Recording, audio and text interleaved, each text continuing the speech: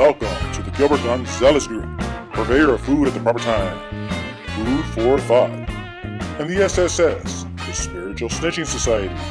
We're a new type of society. We do everything in the open.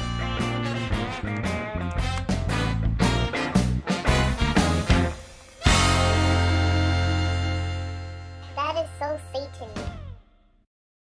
Hello, everybody, and welcome back to the GonZealous group, a proud division of the Kingdom Hall of Happy Apostates. And today, like you all know, it's Circuit Overseer Week. It's a special week, and unfortunately, our Circuit Overseer, JT, was unavailable to come this week, but it's even better because our substitute Circuit Overseer is coming in, and it's Susan Gaskin. So without further ado, let me hand everything over to Susan Gaskin while I go out and work the assigned parking lot attendant. Yeah, I'm working parking lot today, so enjoy. Hello, everyone. I hope you're not too disappointed that your regular Circuit Overseer JT couldn't be here this week. But I'm here for your special week of activity as the substitute Circuit Overseer, as Gigi, or Gilbert, just mentioned. What?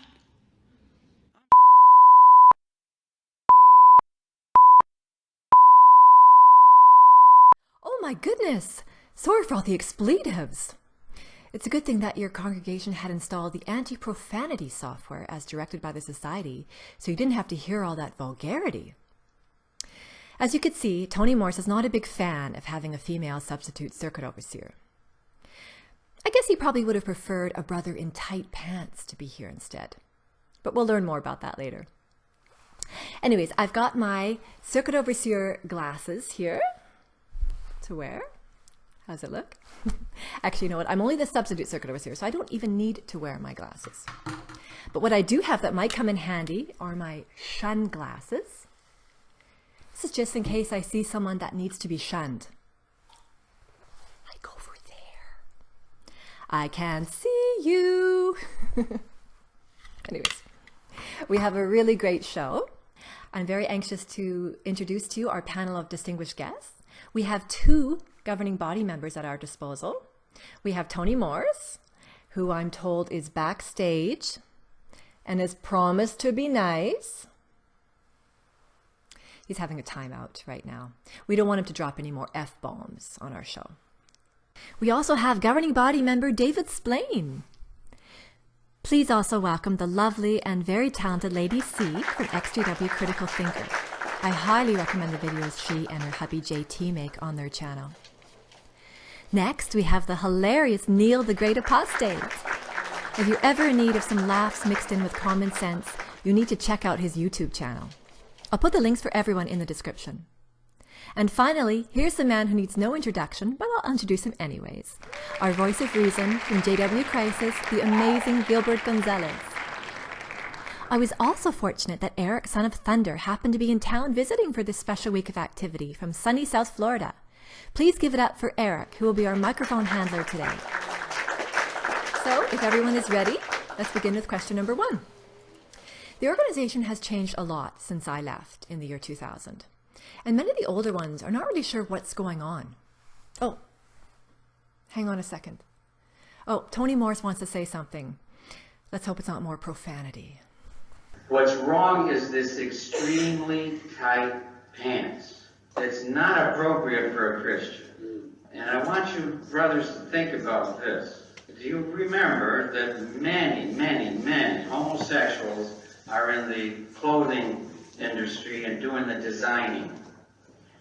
Don't you know they love it when you're wearing tight pants? Oh yeah, you chuckle. I don't think it's funny. I think it's disgusting. Talk about a unique perspective. Yes, that was unique. Actually, you know what? That was perfect. That's exactly the kind of thing I'm talking about. One of the changes that the organization has made. Crazy rants. So what do you think will be the next change the organization will make, either with doctrines or with how they do business? Let's start with our great apostate.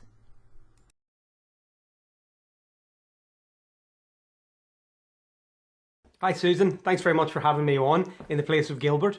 Hi, Gilbert. I think you're taking part in this, aren't you? So good for you. What changes do I think will come in the future? Well, I left like you in 2000-ish, and I'm amazed at the amount of changes that they are going through. I mean, it's almost not the same organization anymore.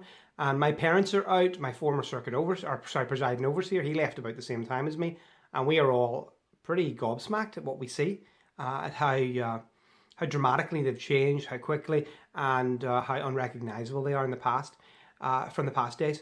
That said, they're still the same bullshit. Do I see that progressing? This is what I think is going to happen, and I'm going to be the first, I think, to say it. Hopefully I'm totally wrong, but who knows. I think in 50 years, what the biggest change that Jehovah's Witnesses you'll see is the move to online services. And I don't just mean services as in the things they provide, I mean the actual meetings. I think that in the future, there'll be vast areas in America, Canada, Britain, Europe that have, because Britain's not part of Europe. Oh, no way. No, because I think that in the future, the congregations are going to shrink even further. They're going to want to isolate themselves and insulate themselves from lawsuits. And how much better to just say, well, we don't have a congregation in that area, but there's a guy who watches our website there. It wasn't our fault what he did. So I think that's going to be the case. And I think that the Jehovah's Witnesses will claim, much like the Scientologists, that, oh, we've got these huge numbers, but never really back it up with facts. Like the Scientologists say, we've got like 7 or 9 million Scientologists, but that includes anyone who's ever been given a piece of literature by them. Whereas in reality, it's like 40 or 50,000. So I think it'll be something like that. And in the future, it'll be harder and harder for you to even tell who's a Jehovah's Witness and who's just some guy who goes on the website. So that's what I think will happen. And, well, the less Jehovah's Witnesses, the better, let's be honest. Thanks very much for asking. Excellent thought. I can agree with that. More and more stuff online, including congregations. So they'll be even more robotic. Lady C, what do you think?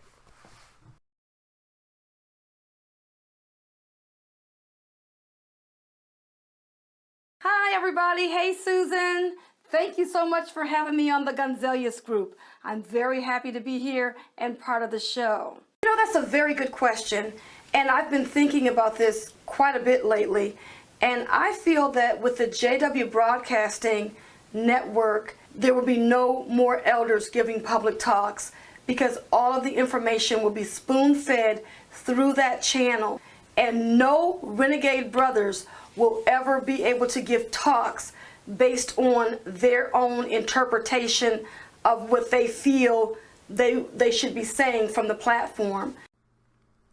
So it sounds similar to what the great apostate said. They trust their computers more than they trust their members.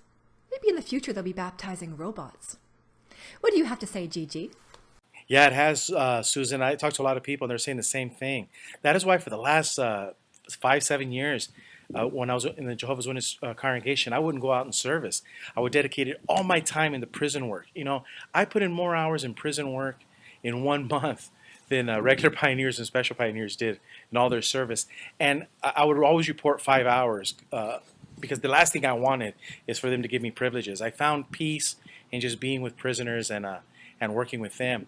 Now, as for doctrine, past performances are indicative of future results. Remember that. The past is indicative of the future. And so what has history taught us?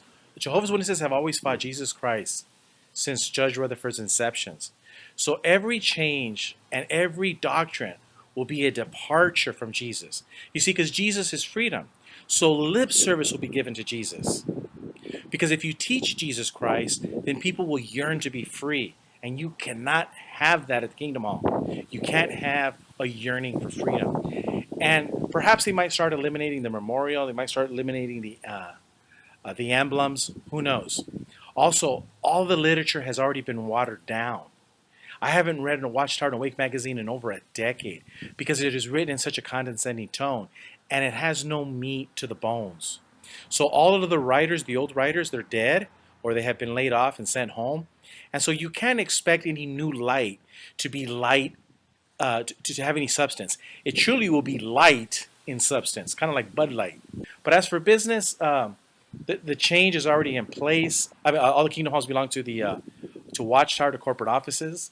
And on top of that, now every maintenance committee has to give a monthly stipend to corporate offices. And that is one of my platforms in my governing body run for office in October 2016, is how Jehovah's Witnesses have burned every bridge in Christianity. You see, I would quadruple the size and the work in the printing presses. You see, Watchtower is sitting on a gold mine of kinetic energy. They have great software, they have great printing presses, great infrastructure, and they could be using that to make money by helping other Christians, preach the gospel, and in turn they could use that money to make sure that the people at headquarters have a monthly stipend and also a retirement account. So when they exit Watchtower, when they exit headquarters, they're taken care of financially. So it is just a crying shame, and I wish the shareholders and the corporate officers are listening to this show, so that way they could see that they really need to get rid of the governing body as it exists today. Wow, you brought out some really good points there. And you're right, they are drifting further and further away from what Jesus had taught. Jesus had taught us to love our enemies and to be forgiving of others. I see a lot of professed love from the organization, but not a lot to back it up. And towards non-members, I don't see much love at all. And towards ex-members, I see even hatred. Not at all what Jesus had taught. Oh. I'm being told that we have an uninvited guest who wants to sing us something. Why don't we listen in? I'm just a cart made up of bits and pieces, a frame, a handle, and some wheels. I'm so glad to be a public witness cart.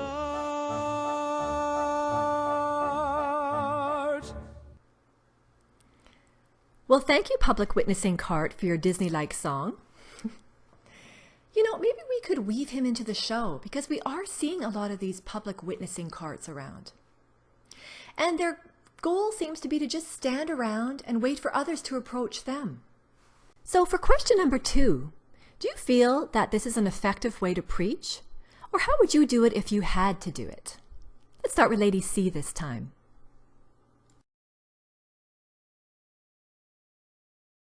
To me, when I see people with the cart witnessing, I just think that they're just street vendors.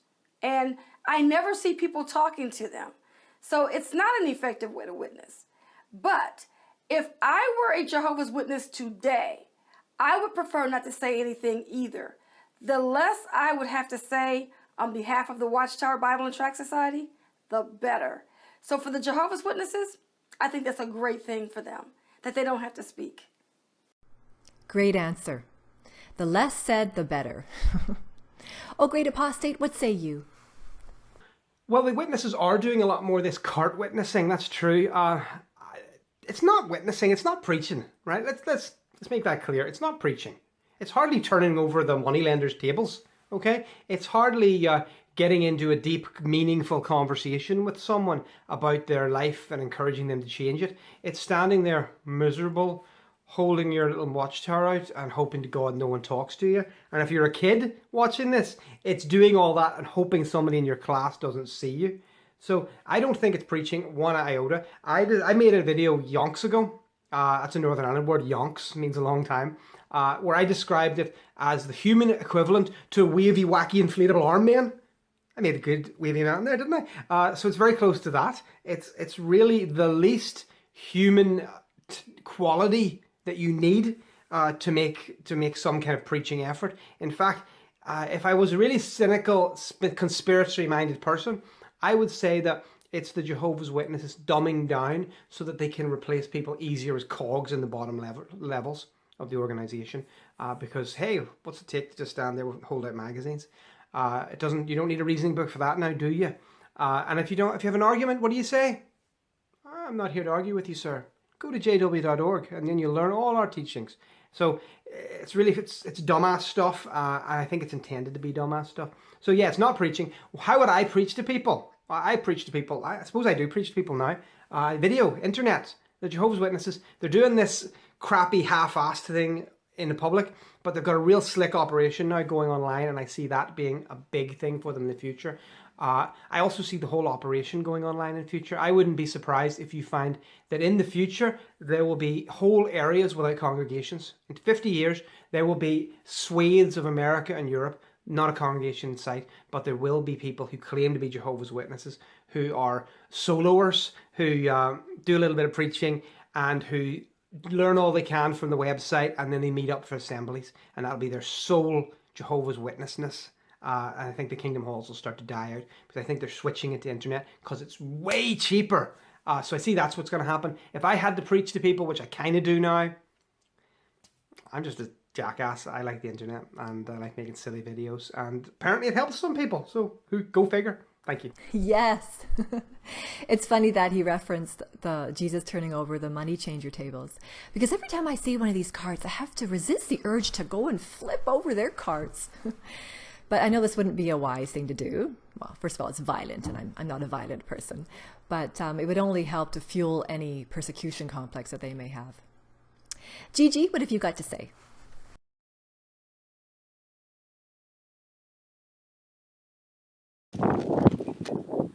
This is very effective in two fronts.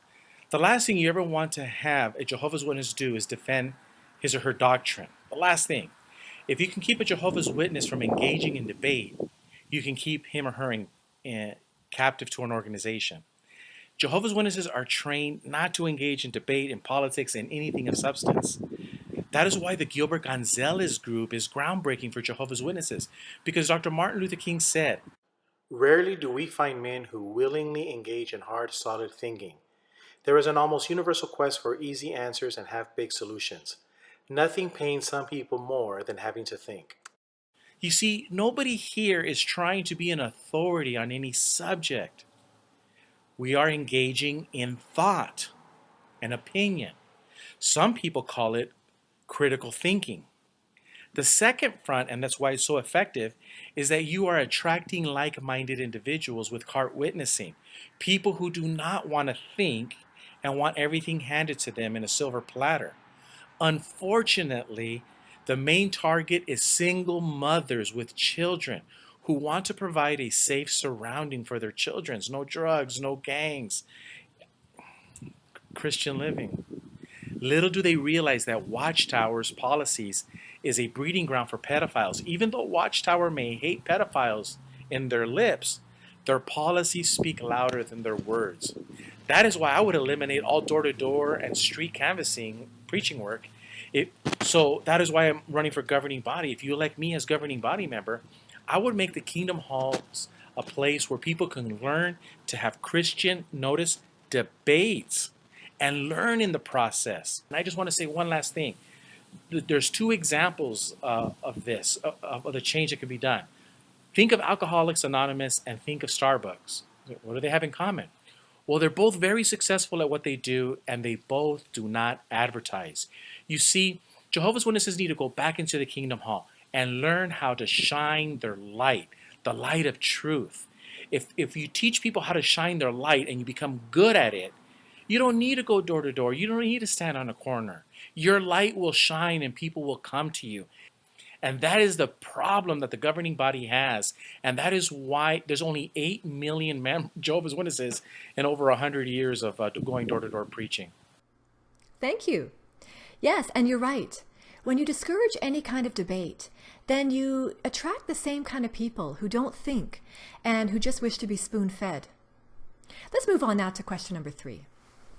The organization has a history of false dates for Armageddon, like 1914, 1925, and 1975. Do you think they would ever do this again? Why or why not? And if so, what will be their next date for Armageddon? Let's start with you, Gigi.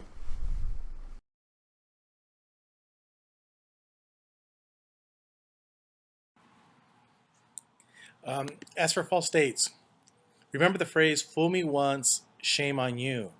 Fool me twice, shame on me." The Catholics and the Protestants have learned not to be so stupid and engage in this type of doctrine. In the Time magazine article I read about Raymond France, the writer brought out that point. Watchtower has set themselves a deadline timetable by end times theology. However, Watchtower is run by stupid individuals. Have you seen any of Brother Let's videos? I mean, come on. So unless they get new leadership at the governing body, who knows what they are capable of and what dates they'll come up with. Now, remember this. God allowed Pharaoh to double down on his stupidity.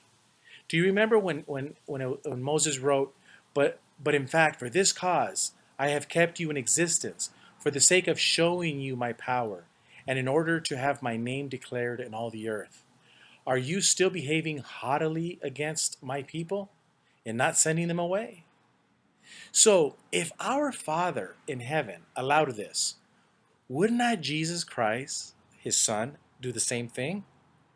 By allowing stupid doctrines like the overlapping generation, the few that fed the many, the types and the antitypes, maybe, just perhaps maybe, Jesus is giving all of us, ex-Jehovah's Witnesses, a sign of how the governing body is double downing on stupidity, just like Pharaoh. Well, the organization does.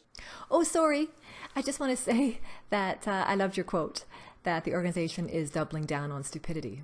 Yes. I personally prefer doubling down with cream. For my coffee, that is. Anyway, sorry, carry on, Great Apostate. Hi there. Well, the organization does have a history of making false dates. We all know it because we all fell for it. I remember the constant "when's it going to be" conversations at every Kingdom Hall gathering. Ooh, maybe this terrible thing that's happened in the world will get us excited enough and Jehovah's going to intervene. Do I think they're going to do it again? Well, hope springs eternal, because that will really wreck them again. But the answer, I think, is no. I do not think they're ever going to do it again, and I'll tell you why. Because I think the Jehovah's Witnesses are getting outside help, right? Sure, they've got lots of talented and qualified people who are helping them do their website and stuff, but I think, I have no proof for this whatsoever, but I'm sure it'll come out with a leak one day. I think that they've got marketing consultants, because if you look at what they're doing, how they switched to the whole non-threatening preaching method with the carts, how they've stopped arguing with people, how they've gone off a little bit, quite heavily in fact, they've gone off the whole, oh, you whore of Babylon, for going to another church. How they're doing the Caleb and Sophia gross cartoons, and their website's so slick. I think they've got marketing consultants. I do. And I think that what they say is now being filtered. Their spiritual teachings are being filtered through marketeers who go, how's this going to play in Peoria? Or wherever it is, whatever it is they say. Run this up the flagpole and see how it flaps. I think that's what they're doing. So I think that anytime they come up with some kind of bullshit nonsense from now on, that's going to be reviewed by a panel of experts who say, yeah, do that, but you're going to lose X amount of $1 million because you say it. And they're all going to have a good old think and a cough and then say, oh, maybe the Bible doesn't say that after all. So no, I don't think there's going to be any more of that nonsense. Though I wish it would, because it's friggin' hilarious. Yeah. Unfortunately, I think you're right that they are getting outside help. I mean, most of them don't have any higher education, and they have the money to get this outside marketing help. So why wouldn't they? Lady C, you're up.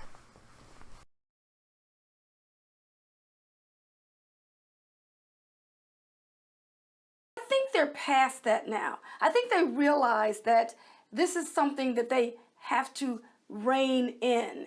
No more dates, but they will use current events, bad things that happen, the different changes in their teachings. They'll use that as a way to say that the end is so near, because Jehovah is changing things. And you know, witnesses, they love change. And so instead of giving a date, I believe that they're going to just use current events, you know, bad things that happen, when they make major changes to teachings.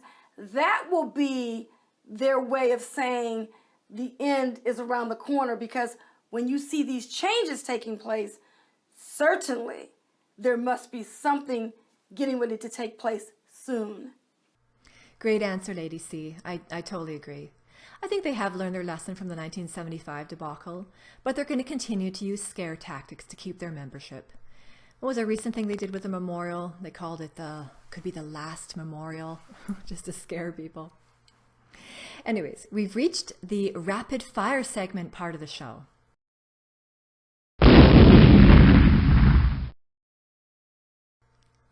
This is where the questions are fast and the answers are even faster. So we're going to go in the following order. We're going to start with Neil, the great apostate. Then we'll go to Lady C, and then we're going to go to Gigi. And if either of you two governing body members wish to chime in, Tony, you can blow the horn that we gave you. And David, you can honk the horn that you have in front of you. Okay, so the first one is tight pants or baggy pants. Go. Tight pants or baggy pants? Baggy pants. No one needs to see my junk. Oh, tight pants, of course. Both. Women should wear tight pants. Men should wear baggy pants. Extremely tight pants. You don't look as good as you would think you would look, except to a homosexual. And you know what the sisters tell me? They don't like men wearing tight pants. And I see these sisters' heads going, that's right. You look disgusting. Well, it looks like tight pants won that round. Sorry, Tony. Next question. Is 8 years old too young to get baptized as a JW? Can an 8-year-old get baptized? I don't know, can an 8-year-old clean their room? Until that 8-year-old can clean his room, he can't get baptized, okay? Because Jehovah's a damn sight more of a commitment than tidying up your room and getting your underwear in the correct box. No, don't. Don't let them get baptized. Bad parent. Bad, bad parent. I would say no. No getting baptized at 8. Much too young. 8 to 12 years is a perfect age for baptism for a Jehovah's Witness. I was fished out of water at 8 years of age, in the 3rd grade. The Catholics are the best, though. They baptize at birth. We want our young ones to make progress in the truth. We study with them since they are very young. And once we have studied with them for 5, 6, 7 years, you would expect some progress from our young ones. If you studied with a Bible student for 5, 6, 7 years, you'd expect the student to make progress, wouldn't you? In some countries, we find that young ones, 10, 11, 12 years old, are not even unbaptized publishers yet. Well, we had a draw on that one. So I'm going to say that 8 years old is way too young to get baptized as a JW. I like what the great apostate said. They should be cleaning their rooms instead. So the next question is, do you think that the memorial partakers went up or down this past year? Up or down? I think it's going to go up, sheerly by the sheer number of apostates who keep posting videos of themselves taking the emblems. And eventually it's going to become a single once-a-year apostate party at the Kingdom Hall, like a family reunion for us all. I'm doing it next year. Meet me there. Memorial partakers constantly going up. Definitely. The truth is that more Jehovah's Witnesses are partaking than ever before, but the tally count at headquarters will start to show a decline.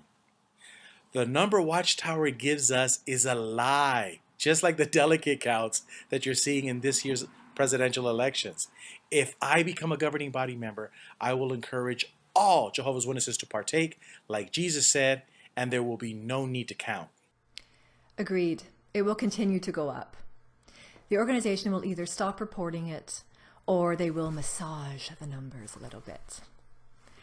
So the next question is, disfellowshipped, disassociated, or an active JW who is a mole within the congregation? Which one would you prefer to be? Disfellowshipped, disassociated, or some kind of secret mole on the inside. Oh God, I'd rather French kiss an angry hobo than go back to the meetings. So we can say that's right out of the window. Disfellowshipped, I don't care. I was too shy to do anything bad or at least get caught for it when I was a Jehovah's Witness. So I'm going to stick with being disassociated. It works for me, and I hope whatever you're doing works for you. Thanks. I would prefer to be an active Jehovah's Witness acting as a mole. I would have so much fun. Okay, this one's really easy. If I could go back in time, I would reinvent ass kissing. Oh my God, I would reinvent ass kissing. And I would have the elders thinking that I would come close to making a shower video, like the Unwitness, but I would be fishing so many Jehovah's Witnesses out of water. They wouldn't even know what I would be doing behind the scenes. And I would get also the elders drunk and record it. Yeah, I wish I could go back in time and do these things. Those are some interesting comments you all gave. And I've already thought about it, but if I could have gone back in time, I think I would have chosen to be a mole within the congregation, a secret agent working from the inside. Sounds so exciting, doesn't it? But now, I'm just happy to be out. So our last question is, who will be the next governing body member involved in a scandal? It's gotta be Tony Tight Pants Morris. That man is fascinated with males and homosexuality. And have you ever seen a more effeminate looking pensioner in your life? Methinks the lady does protest too much. I think that Anthony Morris will be involved in a scandal because there's some skeletons lurking in his closet. He wouldn't be talking about tight pants in those talks all the time if there wasn't something getting ready to happen. He secretly loves those tight pants. So that scandal coming to a JW broadcast near you. What? Hello, Susan. That would be me. GG for GB. I will be involved in the next governing body scandal. Gigi, if you could claw your way in as a governing body member, I have absolutely no doubt that you'd be able to pull off the best scandal. But in the interim, I'm going to have to vote with Tony Morris. His alleged disdain for men in tight pants came up surprisingly a lot today. So methinks he needs to come out of his tight pants closet tout sweet.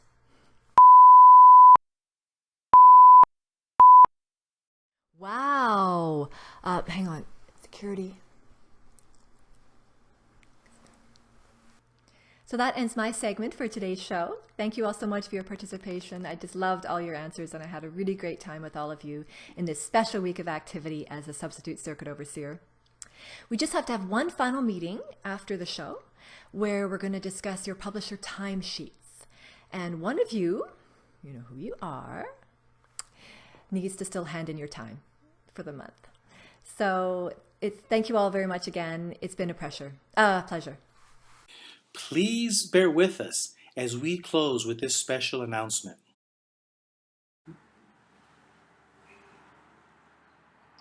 Samuel Hurd is no longer a member of the body of Christ.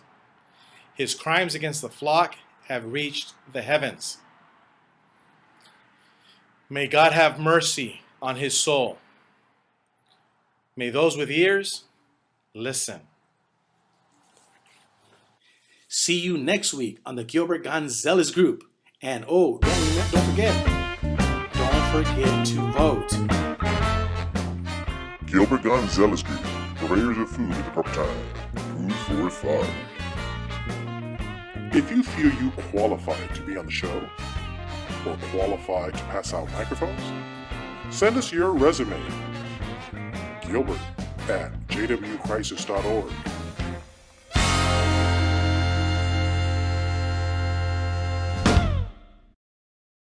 That is so Satan-y.